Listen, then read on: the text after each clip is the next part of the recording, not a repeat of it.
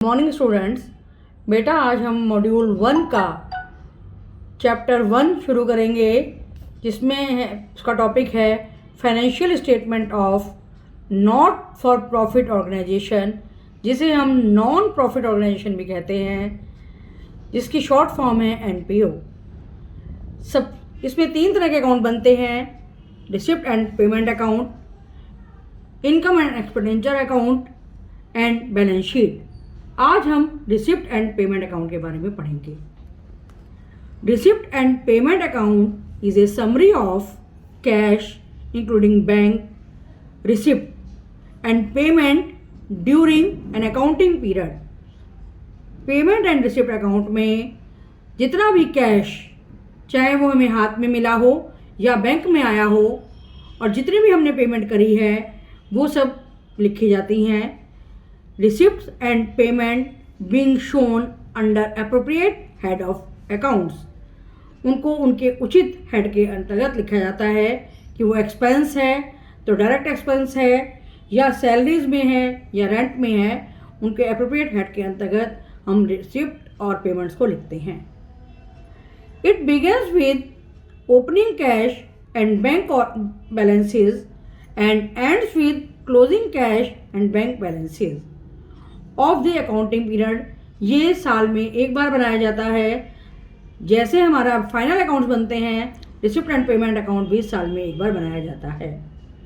Receipts are shown in debit side whereas payments are shown in the credit side of the account. Receipt and payment account में हम debit side में receipt लिखते हैं और credit side में हम payments लिखते हैं। Receipts and payment of every type या every nature are shown in this account, whether it is capital or revenue in nature, or whether it is relates to the current year, previous year or next year.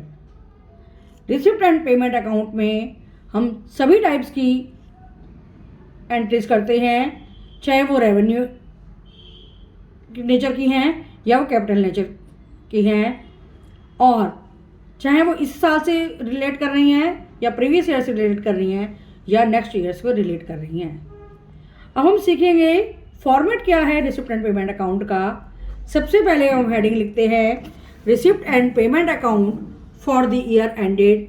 जिस साल के लिए बनाया जाता है उस साल की डेट लिख देते हैं। मान लीजिए 31 मार्च 2022 या 31 मार्च 2021 या 31 मार्च 2020।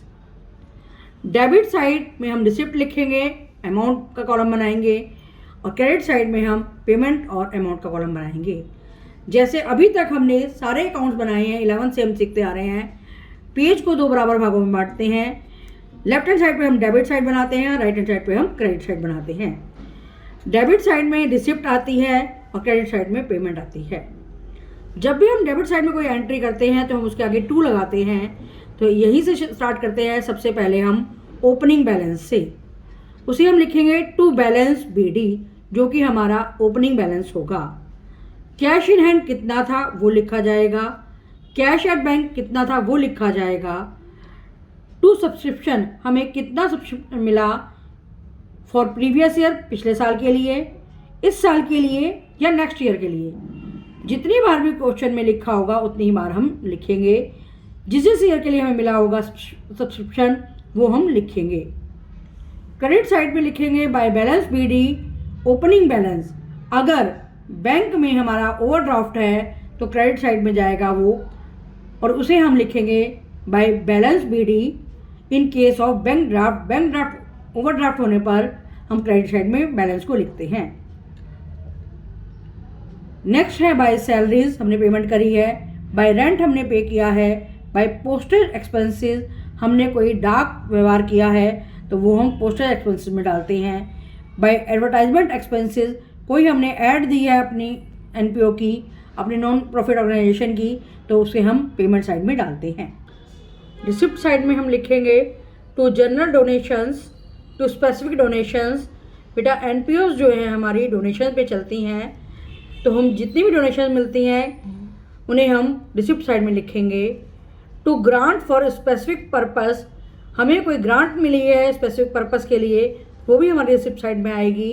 टू एंट्रेंस और एडमिशन फीस, वो भी हमारी रिसिप्ट साइड में आएगी। टू जनरल ग्रांट, हमें गवर्नमेंट से कोई ग्रांट मिली है या किसी क्लब से कोई ग्रांट मिली है तो वो भी रिसिप्ट साइड में आएगा। टू सेल ऑफ न्यूज़पेपर, हम ओल्ड न्यूज़पेपर्स को बेचकर पैसा कमाते हैं, वो हमारी रिसिप्ट है to sale of newspapers. To sale of old और यूज स्पोर्ट्स मटेरियल, अगर हमारा स्पोर्ट्स क्लब है तो उसमें अगर हम पुराने और यूज स्पोर्ट्स मटेरियल को बेचते हैं, उनसे जो पैसा आता है वो भी हमारी रिसिप्ट है।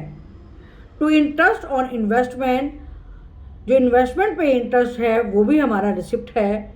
To dividend, to rent received, to interest received, to miscellaneous receipt, ये सब रिसिप्ट्स हैं हमारी, जो कि हम रिसिप्ट साइड में लिखेंगे, डेबिट साइड में लिखेंगे। टू लाइफ मेंबरशिप फीस, अगर हम किसी क्लब के पूरे जीवन के लिए लाइफ मेंबरशिप लेते हैं तो उस पर जो फीस ली जाती है वो भी हमारी रिसिप्ट है। To subscriptions for specific purpose, हम कोई सब्सक्रिप्शन लेते हैं किसी स्पेसिफिक पर्पस के लिए, वो भी हमारी रिसिप्ट है। टू लेगेसीज जनरल, एजिस माने विरासत में अगर हमें कोई मिला है, उत्तराधिकारी में हमें कुछ पैसा मिला है तो वो भी हमारा रिसिप्ट है। टू लेगेसीज स्पेसिफिक, ये भी हमारी विरासत है, कोई उत्तराधिकार में हमें पैसे मिले हैं तो वो भी हमारी रिसिप्ट है। टू एंडोसमेंट, एंडोसमेंट फंड हमें कुछ मिला है तो वो भी हमारी रिसिप्ट है, वो हम रिसिप्ट साइड में लिखेंगे। To sale of fix asset, अगर हमने कोई अपना फिक्स असेट बेचा है तो उस पर जो पैसा जो मिला है वो भी हमारी रिसिप्ट है। To receipt on account of specific fund, हमारे पास कोई मैच फंड का पैसा आया है या कोई प्राइज फंड का पैसा आया है, वो भी हमारी रिसिप्ट है। ये सभी कुछ हम रिसिप्ट साइड में लिखेंगे। अब आते हैं हम पेमेंट साइड पे। बाय न्यूज़पेपर एंड मैगजीन्स, हमने न्यूज़पेपर और मैगजीन खरीदी हैं तो उसके लिए जो पेमेंट करी है वो पेमेंट साइड पे आएगी। हमने अपनी बिल्डिंग की कुछ रिपेयर करवाई है तो बाय रिपेयर्स, ये भी पेमेंट साइड में जाएगा। अपने फंड्स का हमने ऑडिट कराया है, बाय ऑडिट फीस, ये भी पेमेंट साइड में जाएगा। By maintenance expenses, by insurance, by honorarium, honorarium का मतलब बेटा होता है मानदेय। जैसे हमने अपने क्लब में कोई गेस्ट लेक्चर बुलाया है और उसको हम पेमेंट कर रहे हैं तो ये है honorarium. For example, we pay an honorarium of ₹5,000 to all over guest lectures, इसे हम मानदेय कहते हैं, ये हमारी पेमेंट है, ये हमारी पेमेंट साइड में जाएगी। बाय म्यूनिसिपल टैक्स, हमने अगर एमसीडी को कोई टैक्स दिया है तो वो हमारा, जैसे हम अपना बिजली का बिल और पानी का बिल देते हैं, इसी तरह हम म्यूनिसिपैलिटी को भी कुछ टैक्स देते हैं, वो हमारी पेमेंट साइड में जाएगी। बाय प्राइस डिस्ट्रीब्यूटेड, अगर हमने कोई प्राइस डिस्ट्रीब्यूट किए हैं तो भी हमारी वो पेमेंट साइड पे जाएगी। By office expenses, by expenses on show, अगर हमारा कोई ऑडिटोरियम है, एनपीओ है वो हमारा, अगर हम कोई उसमें शो ऑर्गेनाइज करते हैं और उसके लिए हम पेमेंट देते हैं तो ये पेमेंट साइड में जाएगा by expenses on show. By miscellaneous payments, हमने इसके अलावा कुछ भी पेमेंट करी हो तो हम बाय मिसलेनियस पेमेंट में डालते हैं। Bye purchase of fix asset, हमने अपने ऑडिटोरियम के लिए या क्लब के लिए या अपनी नॉन एनपीओ के लिए कोई फिक्स असेट खरीदा है तो by purchase of fix asset भी पेमेंट साइड में जाता है। By sports equipment, sports equipment खरीदे हैं हमने तो वो भी पेमेंट साइड में जाएगा। हमने कोई इन्वेस्टमेंट करी है या हमने कोई बुक्स खरीदी हैं या हमने कोई लोन को रीपेमेंट करी है तो ये सभी पेमेंट अकाउंट में जाते हैं। बाय बिल्डिंग्स, अगर हमने बिल्डिंग में कोई कंस्ट्रक्शन करी है तो ये सारी पेमेंट साइड में जाती हैं। अब हम जैसे अपने बाकी अकाउंट्स क्लोज करते हैं ऐसे ये भी क्लोज करेंगे। अगर by balance CD balance closing balance लिखेंगे, कैश इन हैंड और कैश एट बैंक, जितना हमारे हाथ में पैसे थे हैंड में और कितना हमारा बैंक में पैसा था, ये हम लिखेंगे क्रेडिट साइड में। अगर बैंक में ओवरड्राफ्ट है तो ये डेबिट साइड में जाएगा to balance CD bank overdraft. Bank overdraft या कैश एट बैंक में से दोनों में से कोई एक अपीयर होगा। स्टार का मतलब ये है either of the two will appear, इन दोनों में से कोई एक अपीयर होगा। अब characteristics of receipt and payment account, इसकी क्या क्या विशेषताएं हैं, क्या क्या इसके फीचर्स हैं, इस टॉपिक में हम ये पढ़ेंगे characteristics of receipt and payment account की। इसकी नेचर कैसी होती है बेटा? It is an asset account और it is also a real account by traditional approach के अकॉर्डिंग ये रियल अकाउंट है और वैसे ये एसेट अकाउंट है। It is an asset account. It is being a summary of cash receipt and cash payment, इसलिए इसे हम एसेट अकाउंट या रियल अकाउंट कहते हैं। नंबर 2, बेसिस ऑफ प्रिपेयरिंग, इसको बनाने का बेस क्या है? It is prepared on cash basis of accounting, ये कैश बेसिस पे डिपेंड करता है। In debit side amount received are shown and in credit side amount paid are shown. जितना भी कैश में पैसा प्राप्त हुआ है वो रिसिप्ट में साइड में जाएगा, वो डेबिट साइड में जाएगा, और जितना भी हमने पेमेंट करी है, पैसे में पेमेंट करी है, रुपीज़ में पेमेंट करी है, वो क्रेडिट साइड में जाएगी, जिसे हम पेमेंट साइड कहते हैं। Capital and revenue receipt and payment, it shows all receipt and payment, चाहे वो रेवेन्यू की हों चाहे वो कैपिटल की हों।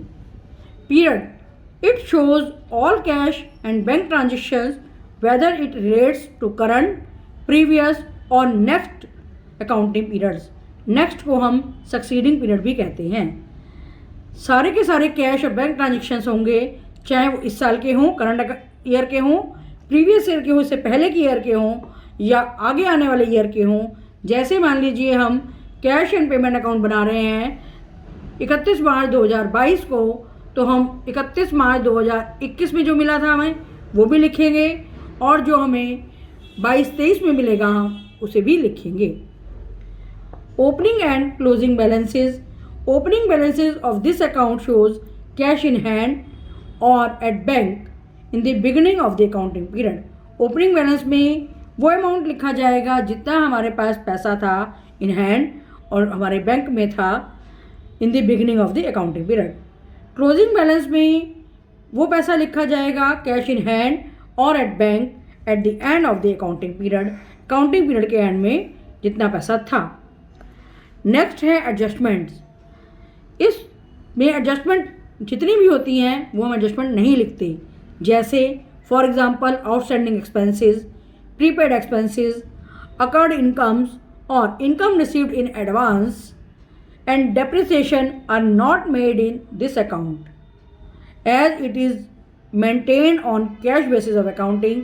क्योंकि हमारा receipt and payment account cash basis पे बनता है, तो जितने भी हमारे एडजस्टमेंट होती हैं उन्हें हम नहीं लिखते।